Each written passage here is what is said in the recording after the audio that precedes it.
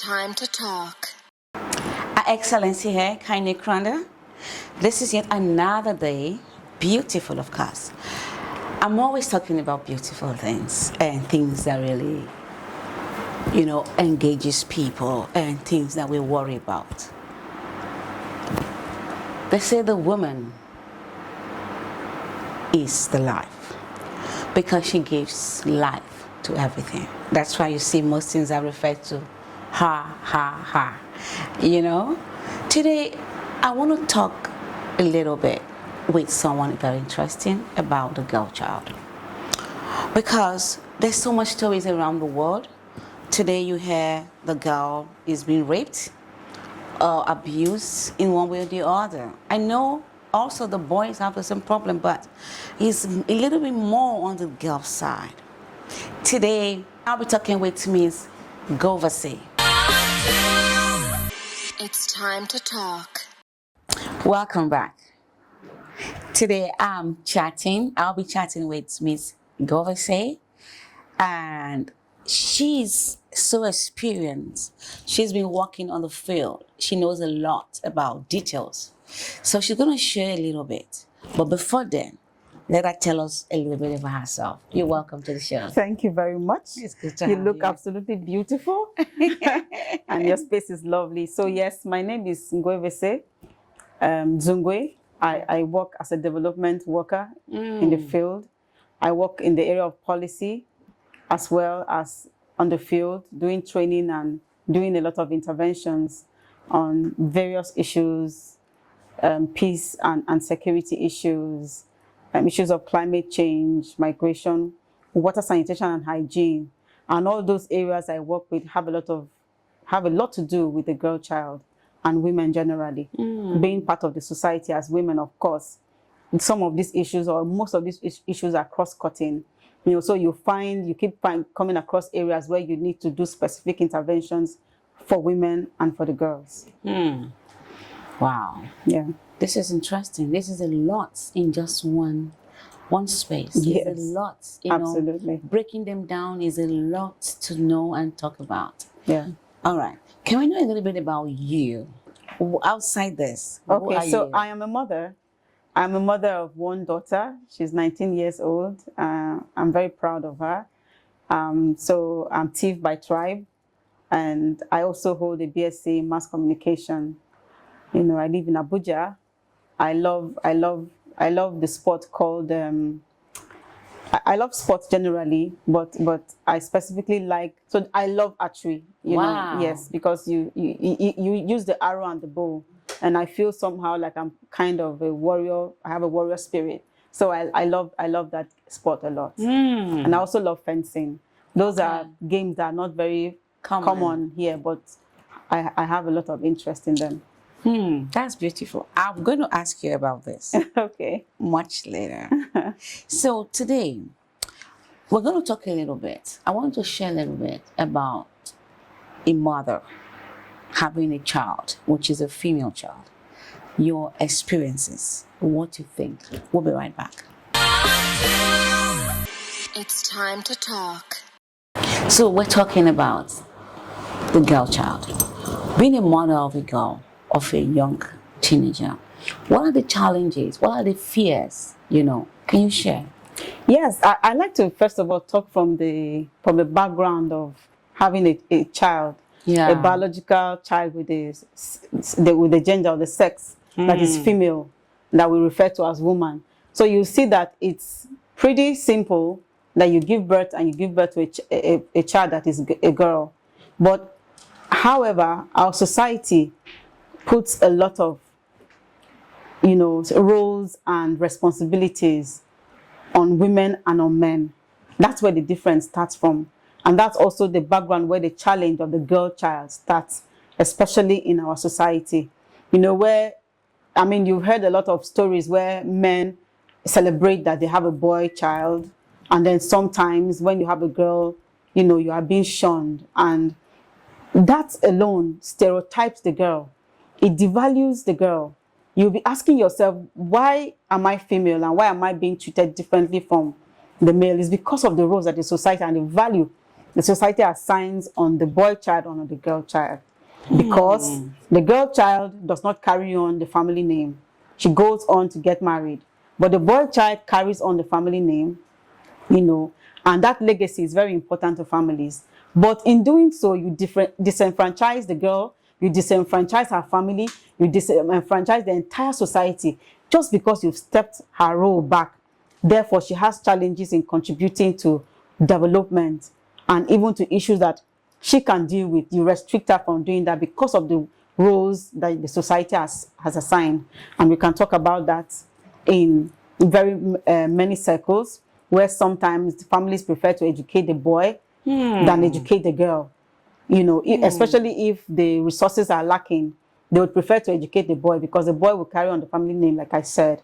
And even in the way that we bring up the children, we bring up our girls to be weaker, to be more vulnerable.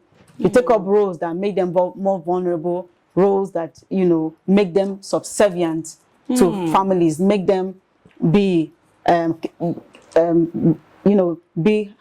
on more burden. The burden of caregiving is laid upon the girl. She's the one who will take care of the home. She's the one who will fetch the water. She's the one who would cook. She's the one who will do a lot of house chores while her brother will be out playing football. Now, this alone poses a lot of challenges because the boy himself doesn't have the responsibility that he needs to also be responsible for certain roles in the family. This is where this dichotomy begins to happen, because while the boy is thinking, oh, he's the head, oh, he's not supposed to cook, at the end of the day, if that boy gets married, he will not even be able to feed himself without being dependent on the girl or on the woman. So you're also enfranchising the boy if you are putting more emphasis on his importance than on the girl, and creating those roles within your family that makes it so obvious that the girl is different. You know, the time that the girl spends to go fetch water for the family is the time that she might need to use to study. But if both of them go and fetch water, both your son and your daughter go to fetch water, they will share the time and both of them will be able to sit back and study. So if we begin to analyze the issues of the girl child and the boy child in the family and the importance and the challenges that the girl child goes through, we will see that eventually in the long run, it affects development generally. All around. If you talk about the area of environment, you have issues of the girl child there. If you talk about the area of climate change, you will see also that women are more negatively impacted by climate change because they are the ones that work more as farmers. You know, women work more as farmers than men. They are the labor force in the agricultural sector is more on the women than it is on the men. And at the end of the day, it's the men that own the farmlands that women farm on. At the end of the day, they don't have rights to own the farmlands because of the cultural and religious barriers we have, especially when it comes to women owning properties or women having inheritance in the family. Is usually given to the boy and not the girl. So you limit her ability to be able to have income that she can take decisions. For instance, in time of climate change and migration, it is the men who take the decision about who moves away from such areas and not the women. And even if they do take those decisions, they don't have the money that will facilitate their travel out of those areas that are affected. So you will see that they are being left behind with the older people, with the sick people to care for. And doing that, you also make them at risk because they are the ones who would encounter if there's conflict. They are the ones who would get to be raped. They are the ones who need to go out to fetch firewood, to cook and all that. So the issues are quite myriad. It's a lot. It's a lot. It's a lot because from what you're saying, which is absolutely correct, being a woman too, you know, it's because when you grow up in a family of boys and girls, you can see that attention is drawn more to the boy. But as a child, you don't understand. You think, oh, they love my brother more. Yeah. So what do we do as parents? What do we do in a society? How can we correct this from the family? Well, you see, as parents, we need to recognize that the boy and the girl are equal. They deserve equal resources. They deserve equal attention.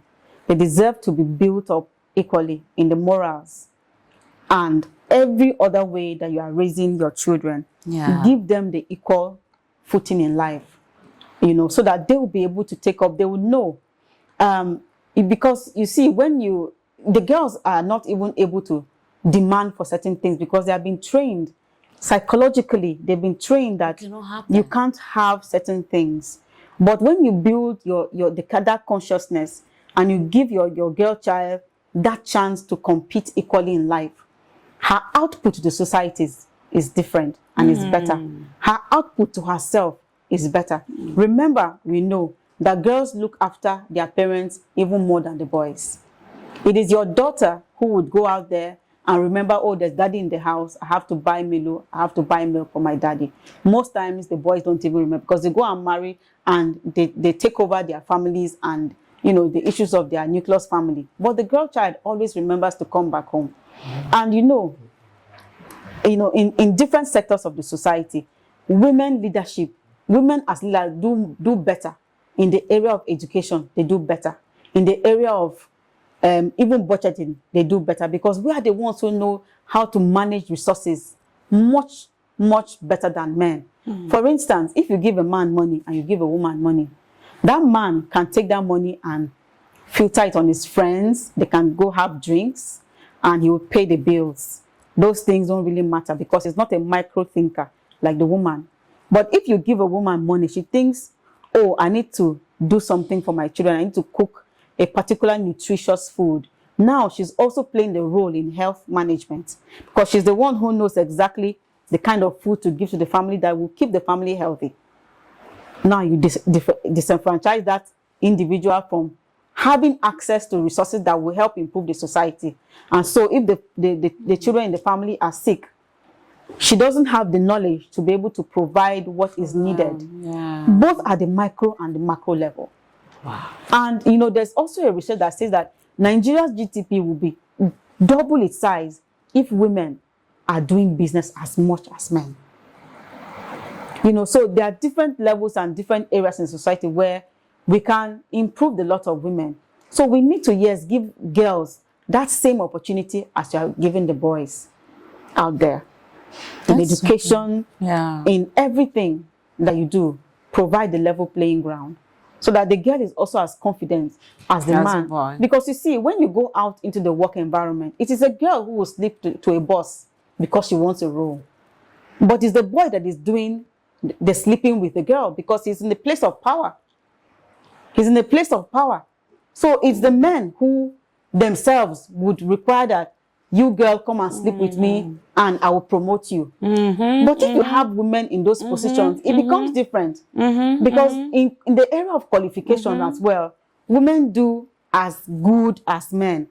In classes, in everywhere, you see girls coming first, you see boys coming first. You see girls coming second, you see boys coming second. So intellectually, they are doing the same. So why is that when they get into the workspace, then the man is the boss most times, and the women are the ones, no matter how intelligent, no matter how smart you are, no matter how hardworking, no matter how dedicated. But that societal patriarchal issue that we have that psychologically limits us to be the ones who are to be taken advantage of makes us to, submit to these kinds of societal malay that women have to go through to get promotion or to get, to progress in life generally. So you see, it's like running a relay. The woman is not running as fast as the man because the opportunities are not there. But the man does not have anything much holding him. Yes. So he's running and running and running freely. He doesn't have to fetch the water. He doesn't have to do the cooking. So he's running. His path is without issues. But the girl has issues that she has to deal with until it gets to a level in the society where the girl, as a result of the gender roles we give to women, would now have to submit. And then it makes us begin to fight to get the place that should be naturally ours as women. You just made one point now. I want to ask, what age? Because motivation, you talked about psychology, like the woman. Yeah. Want to know, from what age will it be proper to bring the little girls, to make them have this confidence? We'll be right back. It's time to talk. Welcome back. This is a very intense thing to talk about, you know. It's not something, it's not, I don't know, it's so passionate, especially when you're looking at it from the woman's view. You know, I know men will say about the men. We'll come to that. This whole thing has to do with the mind. At what age will it be proper for us, for the society, for the families, to begin to talk the girl child like, look, it doesn't matter what the society around you says. Yeah. You are this, you can do this. There's no limits to you. Because from what you said, you know, the man is running, nothing is holding him. It's just like the man getting the woman pregnant and it's free. Yeah. The woman carries the pain, she carries the labor, you know, it's same problem. So at what age do the women begin to have that? Like, look, you have no limits. Yeah, I would like to say that it should start from the parents having that awareness, because these stereotypes are passed on from generation to generation through us as parents. This is how our fathers and mothers brought us up, so we bring up our children. So it's a thread running through generations. So you as a parent, you also have to change your mind, because you can't give what you don't have. Exactly. So change your mind and understand what it means for you to give your children the same opportunities. When you inculcate that into you, then you will begin to do that to your children, because you know exactly what should be done. You have the information, you have the knowledge, you know the consequences of not having this done. Right. You would think this, because when a girl child is raped, or a woman is raped, it's because the man feels that he has the control over the body of the woman. It's programmed in him, because he should own the woman. So he doesn't respect the right over my body. Yeah. But I have my right. My body is mine. So I have 100% right over my body. I should choose to give you consent if I want to have sex with you.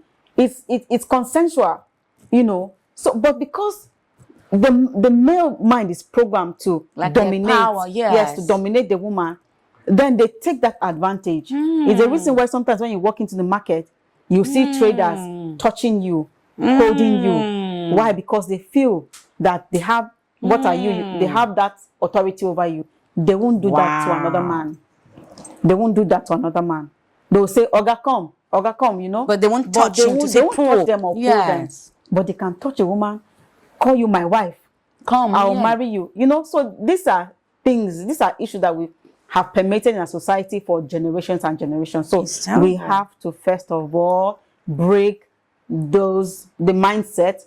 We have to first of all break those cultural norms, those cultural practices. And it starts first with knowing. With knowing information. Yes. So once you know, from the time that you have conceived of your child, whether it's a girl or a boy, or just know that once the child comes out, you begin to speak to your seed anyway, as we know, from the stomach. And then once they come out, you begin to, you know, train them. Don't, as you are breastfeeding them, be talking to them. You know, be talking to them. When they begin to grow, you know, send the boy, go and bring me spoon from the kitchen.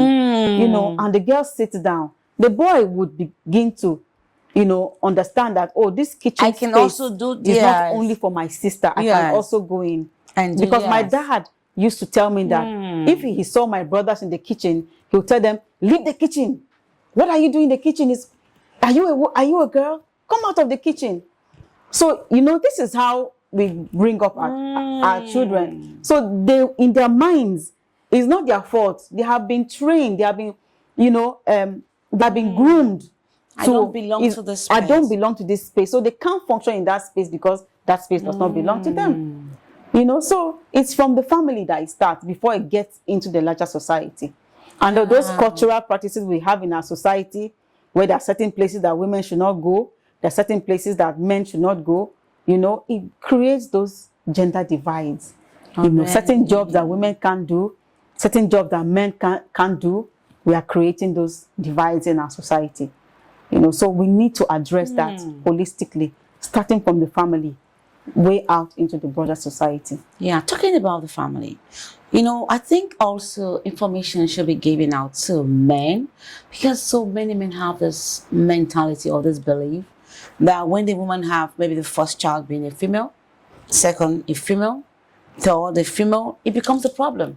Like when she's pregnant, Yes. as though she got herself pregnant, Yes. and she's in the hospital, he wants to know before is it a boy or a girl? And if Okay. it's a girl, I've had many cases, he just tells women to go back her home from the hospital. Yes. How do we get these men to understand Well, that it's not the woman's fault yes, that she's bringing these women to the world? absolutely.